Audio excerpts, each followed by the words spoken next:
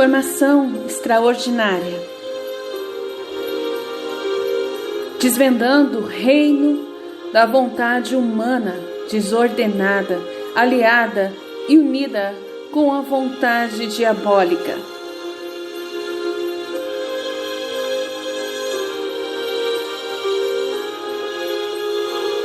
Um reino que precisa ser destruído. A vontade divina quer reinar para nos salvar. Jesus viveu somente da vontade do Pai, obediente até a morte e morte de cruz.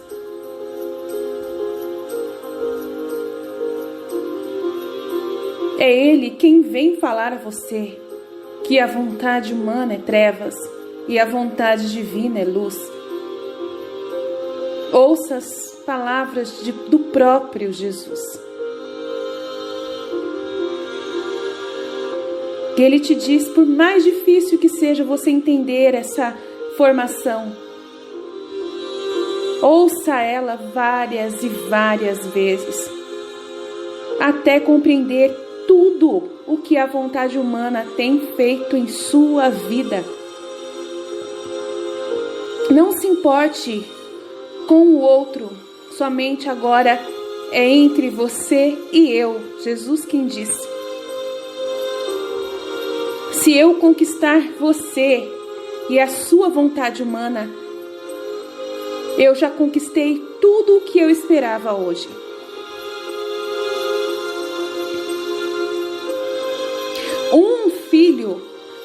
Um filho que eu conquistar já poderá fazer uma diferença absurda no reino de Satanás.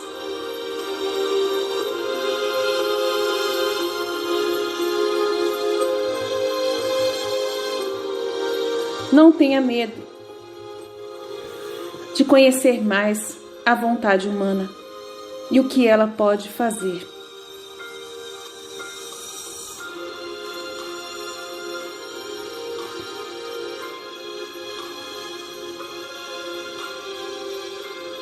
Não olhe para o instrumento o qual eu estou usando, mas sim para a verdade que está por trás de tudo o que estamos falando.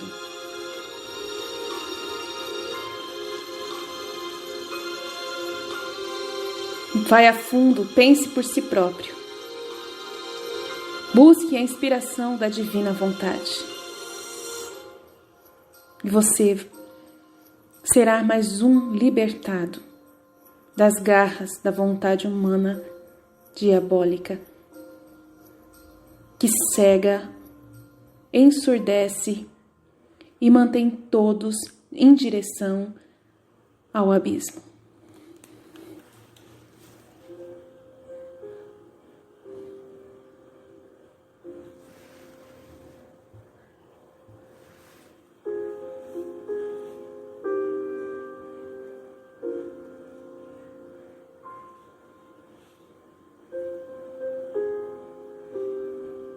Jesus nos diz: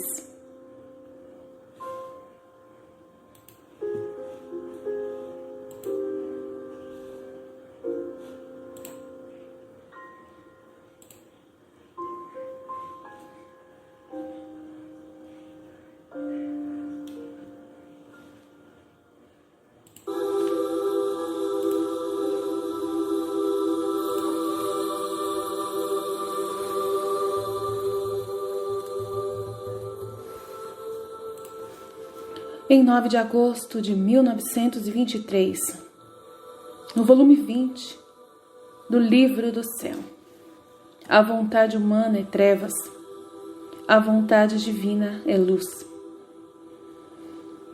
Minha filha, meus filhos, a vontade humana cobriu toda a atmosfera com nuvens, para que trevas densas pairam sobre todas as criaturas.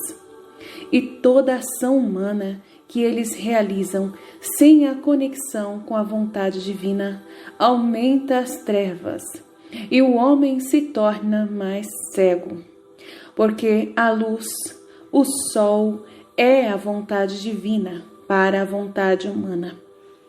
Depois disso, não há luz mais para a criatura.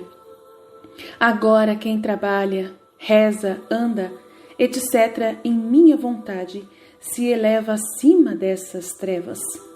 E como uma obra fala, ora, despedaçando essas nuvens espessas, ela envia lampejos de luz por toda a terra, para abalar aqueles que vivem no ponto baixo de sua vontade humana, e prepara as almas para receber a luz, o sol da vontade divina.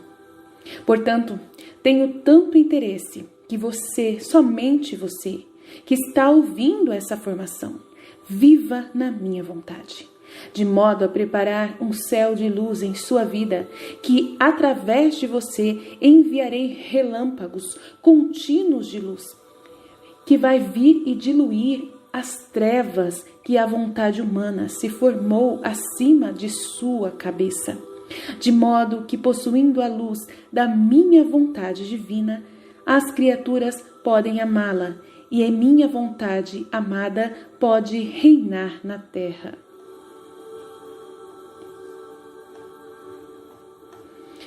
Vamos continuar então a nossa leitura do livro Mais Esperto que o Diabo, que é uma entrevista que ele disse que é o diabo quem deu a ele, para o autor Napoleão Hill. Mas esse livro ele está contaminado com as visões humanas do autor, que foi contaminado. Então, nós, dentro do contexto, unidos com a divina vontade, nós estamos trazendo esse conteúdo purificado para você. Se você desejar ler este livro, leia, mas ouvindo o conteúdo que eu estou produzindo, para que você não se perca e não seja contaminado pelo conteúdo. Capítulo 7 do livro Mais Esperto que o Diabo, continuamos as sementes do medo. Seguidamente, fico imaginando por que sua oposição à divina vontade, que nós chamamos de Deus, simplesmente não aniquila você de uma vez por todas, vontade humana diabólica. Você sabe dizer por quê? Porque a força de Deus é baseada na força do amor. Um Deus que nunca destrói nada que cria. Essa força está tão disponível para amar, a ponto de, primeiro, preferir se doar inteiramente, a ponto de mandar seu Filho único morrer na terra para poder fazer com que os seres humanos se libertem da minha possessão sobre eles e sobre suas vontades humanas. Ele é a força mais poderosa do universo, que pode tanto ser usada com esse objetivo, quanto positivo ou como negativo. Porém, ele prefere amar. Os seus objetivos são estritamente positivos. Através dele, todas as forças do bem são reunidas, pois ele é o sumo bem, e as minhas forças nada podem contra ele. Apenas ele espera que o humano, por si próprio, por sua própria vontade, amadureça e alcance a plenitude da sabedoria e possa fazer sua escolha na liberdade, escolher em viver na divina vontade. Você faz uma afirmação que não me parece fácil para você, né? Sim, mas é melhor que você prove isso por si mesmo, que você experimente isso. A minha palavra não tem muita validade entre vocês humanos, mas a palavra de Deus deveria ser. E na verdade, vocês temem mais a mim e ouvem mais a mim do que a palavra do seu Deus. Por isso, vocês apenas usam só da minha fonte que está disponível, através da qual vocês poderiam se apropriar de uma força, de um benefício universal tão grande de Deus, e não o fazem porque vocês vivem sempre alienados nesse ritmo hipnótico que eu proporciono a vocês.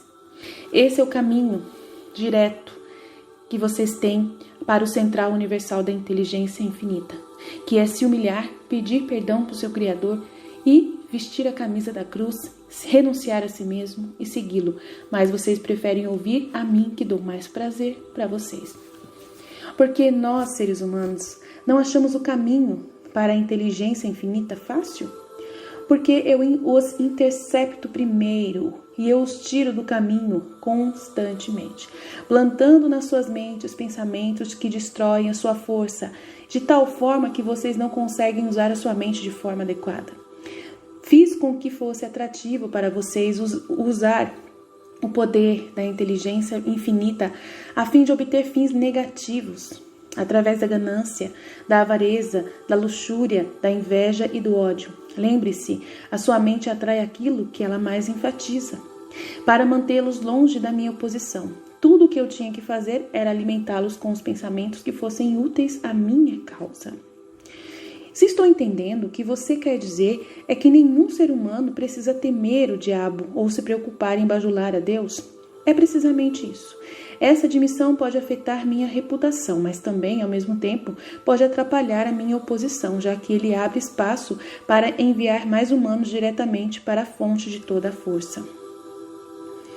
Em outras palavras, se você não pode controlar as pessoas através de subornos negativos ou pelo medo, então você quer realmente chutar o balde e mostrar às pessoas como ir diretamente a Deus? Por algum acaso você também é político? A sua técnica me parece estranhamente familiar. Eu na política? Se eu por acaso não estou na política, quem você acreditaria que começa as crises econômicas e força as pessoas a entrarem em guerra? Você com certeza não acha que isso é papel da minha oposição? Você acha que isso é papel da minha oposição? Conforme já lhe disse, eu possuo aliados em todos os setores da vida que ajudam a me conectar com todos os tipos de relações humanas existentes. Então, por que você não toma conta de todas as igrejas e usa elas diretamente para a sua causa? Você acha que eu sou um idiota? Quem manteria vivo o medo do diabo se eu destruísse todas as igrejas? Quem serviria de isca para atrair a atenção das pessoas enquanto eu manipulo as suas mentes, se eu não tivesse algum tipo de agente através do qual eu pudesse semear as sementes do medo e da dúvida? A coisa mais inteligente que eu faço é justamente usar os aliados da minha oposição para manter sempre vivo o medo do inferno nas mentes das pessoas. Enquanto as pessoas temerem algo, não importa o que, eu manterei meu controle sobre elas. Eu estou começando a entender o seu esquema. Você usa as igrejas para plantar a semente do medo e da culpa, da incerteza, da indefinição nas mentes das pessoas. Esses estados negativos da mente fazem com que as pessoas formem o hábito de alienação. Esse hábito acaba cristalizando-se permanentemente através do ritmo hipnótico. Então, a vítima torna-se indefesa para se ajudar a si próprio. Isso está correto? O ritmo hipnótico, então, é algo para ser observado e respeitado? O melhor modo de dizer a verdade é que o ritmo hipnótico é algo a ser estudado, entendido e voluntariamente aplicado para que se possa conseguir alcançar metas e desejos determinados, com propósitos inspirados e facilitados pela vontade divina. Se a força do ritmo hipnótico não é voluntariamente aplicado para se conseguir fins determinados, ela pode ser um grande perigo? Sim, e pode porque ela funciona automaticamente. Se ela não for conscientemente aplicada para obter um determinado resultado desejado, poderá e certamente fará com que se obtenham resultados indesejados. Pegue a simples ilustração do clima, por exemplo. Qualquer um pode ver e entender que a natureza força cada ser humano e cada elemento da matéria a ajustarem-se ao clima. Nos trópicos, ela cria árvores que dão frutos e se reproduzem. Ela força as árvores a ajustarem-se ao seu sol escaldante. Ela as força também a formarem folhas especialmente feitas para a proteção contra os raios do sol. Essas mesmas árvores não poderiam sobreviver se fossem removidas para as regiões árticas, onde a natureza estabeleceu um clima totalmente diferente. Nos climas mais frios, ela cria árvores que são ajustadas para sobreviver e se reproduzir. Mas elas não poderiam sobreviver se fossem transplantadas nas regiões tropicais. Da mesma maneira, a natureza obriga os seus animais, dando a cada um deles um tipo de clima diferente e um tipo de cobertura para que eles tenham conforto e sobrevivam nesse clima. De uma maneira similar, a natureza força na mente dos homens todas as influências que este recebe do seu ambiente e que muitas vezes são mais fortes do que os próprios pensamentos dos indivíduos. As crianças são forçadas pela natureza a receber influência de todos à sua volta, a não ser que seus próprios pensamentos sejam mais fortes que essas influências. A natureza estabelece um ritmo definido para cada ambiente, e tudo dentro desse ritmo é forçado a entrar em sua frequência. O homem sozinho possui o poder de estabelecer o seu próprio ritmo de pensamento, considerando que ele exercita esse privilégio antes do ritmo hipnótico ter forçado sobre ele as influências do seu ambiente. Todas as casas, todos os tipos de negócios, toda cidade e vilarejo e cada rua e centro comunitário tem o seu próprio definido e discernível ritmo. Se você deseja conhecer a diferença que existe na frequência de ritmos das ruas, dê uma caminhada na Quinta Avenida em Nova York e depois desça uma rua em direção aos bairros pobres. Todas as formas de ritmo tornam-se permanentes com o tempo. Cada indivíduo possui seu próprio ritmo de pensamento? Sim, essa é precisamente a maior diferença entre os indivíduos. A pessoa que pensa em termos de poder, sucesso, opulência, define um ritmo tal que atrai essas possessões desejáveis. A pessoa que pensa em termos de miséria, escassez, fracasso, desencorajamento e pobreza atrai essas influências indesejáveis. Isso explica por que tanto o sucesso quanto o fracasso são resultados do hábito. O hábito estabelece o ritmo do pensamento, e esse ritmo atrai o objeto que, por sua vez, representa os pensamentos dominantes. Mas e a divina vontade? O que ela faz? Bem, isso aí é caso para você estudar com Jesus no livro do céu. E ele vai dizer claramente, Jesus diz claramente que no livro do céu ele manda.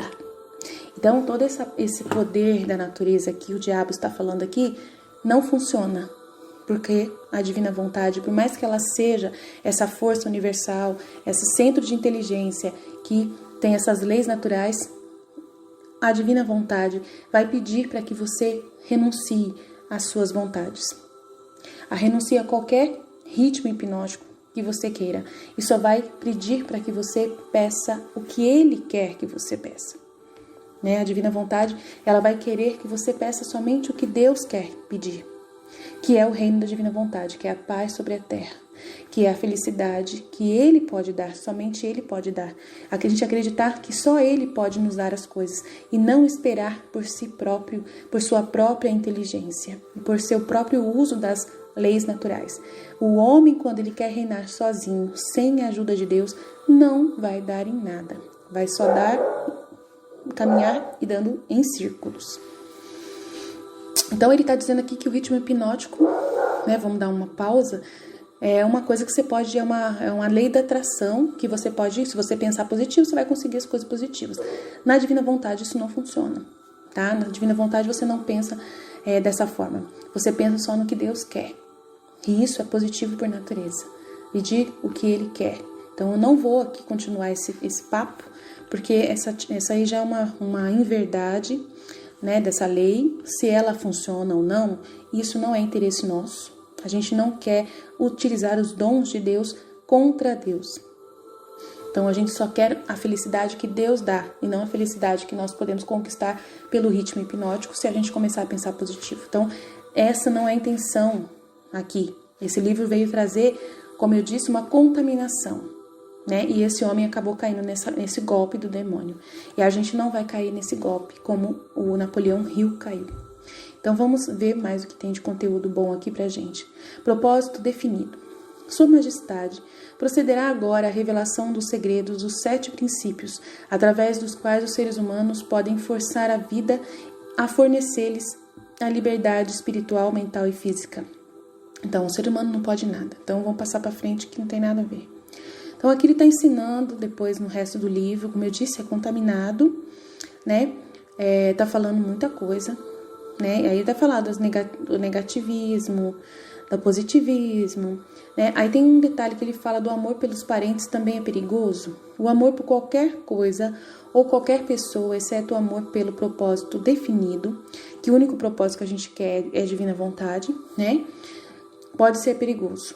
Então, o amor é um estado de espírito que encobre a razão, limita a força de vontade cegamente. Não é o amor, tá? Nesse caso aqui é a paixão, tá? O apego às pessoas humanas. Então, ele está dizendo aqui, é um estado de espírito que encobre a razão, limita a força de vontade e cegamente para os fatos e para a verdade. Todos aqueles que se tornam autodeterminados, esse auto aqui já é uma heresia, pelagianismo, né, de você se adorar a si próprio, tá? E aí tem um perigo muito grande, porque na divina vontade a gente não vai ser deuses próprios. A era da paz não vai ser a gente reinando sobre nós, é Jesus e Deus reinando sobre nós. É Ele assumindo o controle da nossa vida. É a gente sendo submisso como Jesus foi até a morte de cruz, Maria foi até as últimas consequências, doando o seu filho para morrer numa cruz. Então, aqui está dizendo aqui sobre o amor. Aí Jesus vai falar sobre desapego. A gente tem que se desapegar das pessoas também, né? A gente vai viver nesse ritmo de pedir o reino da divina vontade. Então, aqui vai falar várias outras coisas sobre, né, a educação e religião, né, para poder fazer as crianças aprenderem desde cedo a ter o propósito definido. Então, aí a gente não precisa continuar essa formação baseado nisso aqui. Daí tem um detalhe que ele fala aqui sobre definição de propósito. É o único tipo de oração em que alguém pode se basear. Agora você diz que todas as outras orações trazem resultado. O que você quer dizer? Não há nada inconsistente com isso. A maioria das pessoas que reza recorre à oração somente após tudo ou mais ter falhado. Interessante esse trecho. Naturalmente, elas começam suas orações com suas mentes cheias de medo. Jesus fala disso também, de que suas orações não serão atendidas. Bem, os medos então são realizados. A pessoa que começa uma oração com um propósito definido e fé inabalável de que vai alcançar o seu objetivo, coloca em ação as leis da natureza que transmutam os desejos dominantes de uma pessoa ao seu equivalente físico. Isso é tudo o que se pode dizer sobre uma oração. Uma forma de oração negativa traz somente resultados negativos. A outra forma é positiva e traz resultados definidos e positivos. Poderia algo ser mais simples do que isso? As pessoas que se lamentam e imploram que Deus assuma a responsabilidade por todos os seus problemas e forneça todas as suas necessidades e luxúrias que a vida pode oferecer são, na verdade, muito preguiçosas para conseguir o que elas querem da vida e traduzir tudo isso como uma realidade física através do poder de suas próprias mentes. Quando você escuta uma pessoa rezando por algo que ela deveria conseguir com seus próprios esforços, você pode ter certeza de que você está escutando um alienado. A inteligência infinita favorece somente aqueles que entendem e se adaptam às suas leis. Ela não faz discriminação por definição de um caráter excelente ou de uma personalidade agradável. Essas características ajudam as pessoas a negociarem o seu caminho através da vida, de forma que não é respondida, não é impressa com letras de ouro. A lei da natureza diz o seguinte: saiba o que você quer, adapte-se a minhas leis, e você com certeza o terá. Isso se harmoniza com os ensinamentos de Cristo? Claro, perfeitamente. Isso também se harmoniza com os ensinamentos de todos os grandes filósofos. Então, a sua teoria de definição está em harmonia com a filosofia dos homens da ciência. A definição é a maior diferença entre um cientista e um alienado. Através do princípio da definição de plano e propósito, o cientista força a natureza a revelar-lhe os mais profundos segredos. Se fosse assim, a gente estaria 1000 séculos à frente. Foi através desses princípios que Edison descobriu o segredo da máquina falante vitrola, a lâmpada elétrica incandescente e muitos outros benefícios para a espécie humana.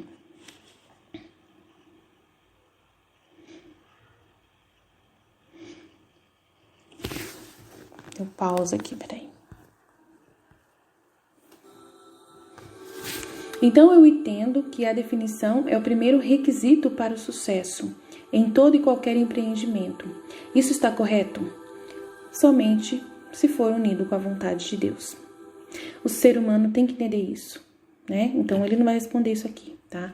Qualquer coisa que ensine as pessoas a examinarem fatos e conectá-los a planos definidos, através de um pensamento apurado, vai dificultar a nossa profissão.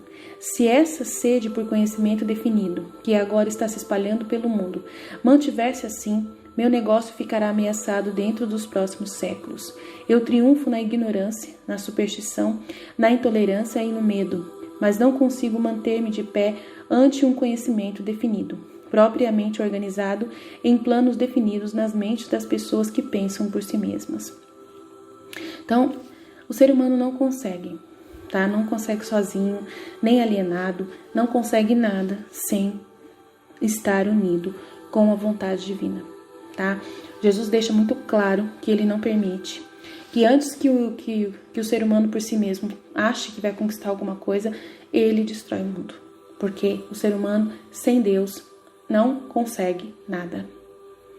Nós fomos criados para sermos morada do Altíssimo. E para que ele possa viver em nós, precisamos nos humilhar, precisamos nos abaixar e corresponder à sua vontade, a se submeter, sermos obedientes à sua palavra, obedientes à justiça que Jesus conquistou através da sua paixão.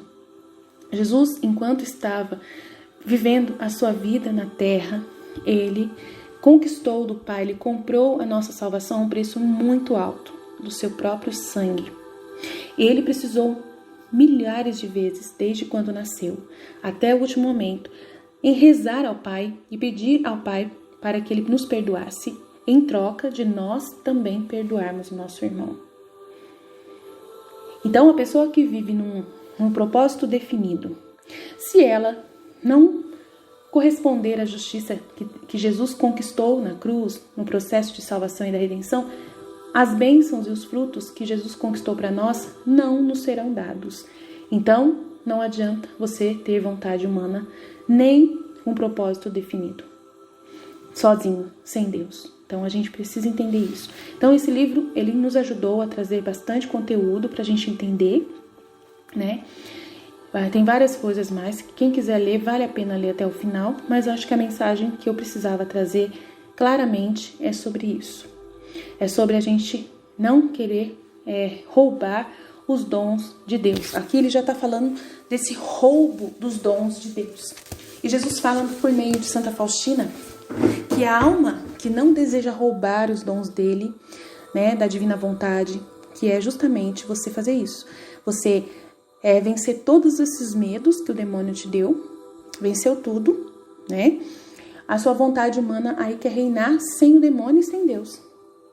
Mas aí o demônio vai estar no mesmo jeito na fita, porque a partir do momento que você não quer Deus, você não se humilha, né? E esse livro vai ensinar a pessoa a não se humilhar diante de Deus, a pessoa a conquistar por si própria a liberdade espiritual, a liberdade de todas as formas, sem precisar de Deus. Então, não é aqui a função. Ah, mas o livro falou de Deus, falou dessa fonte. Não, ele só falou que tem uma fonte que dá tudo pra você, que dá mesmo, que tem a lei da atração e tal, que te dá as coisas. Se você for fiel e tal. A ilusão. A divina vontade não trabalha em nosso favor, desse modo, quando a gente quer algo pra nós somente. Sempre tem que ter um benefício para a humanidade inteira. E a nossa alma, principalmente. Se não for para poder nos dar a vitória contra o pecado e contra, né, essa vontade de não viver para Deus, então não adianta nada você seguir esse caminho. Vai dar em nada. Então é isso. A gente queria terminar essa formação para deixar muito claro, né, sobre esse reino da vontade humana. Que o ser humano agora entrou, na verdade agora que entrou no reino da vontade humana aqui. né? Essa curiosidade que esse homem está, né, de aprender como ganhar dinheiro. Aí a gente poderia continuar o livro falando sobre essas realizações humanas, né? Todos esses projetos que ele vai falar aqui, ele vai falar de muitos projetos, né? Como que deveria ser a mudança no sistema das escolas, né? Aí é tudo aquele esquema de tentar mudar o mundo, de consertar o mundo, né, por si próprio, sem Deus. Não dá certo. Então a gente deixa agora, para a vontade, o livro do céu responder pra gente, realmente, que a vontade humana e o homem, ele, quando quer conquistar as coisas sem Deus, não dá em nada. Eu poderia terminar de ler, tô com dúvida se eu continuo lendo aqui, mas vou deixar para outra vez, se Deus me permitir. Mas eu acredito que não precisa ler o resto, tá? Mas quem quiser ler, saiba da minha opinião sobre o livro. Jesus, eu confio em vós, fiat, fiat, fiat.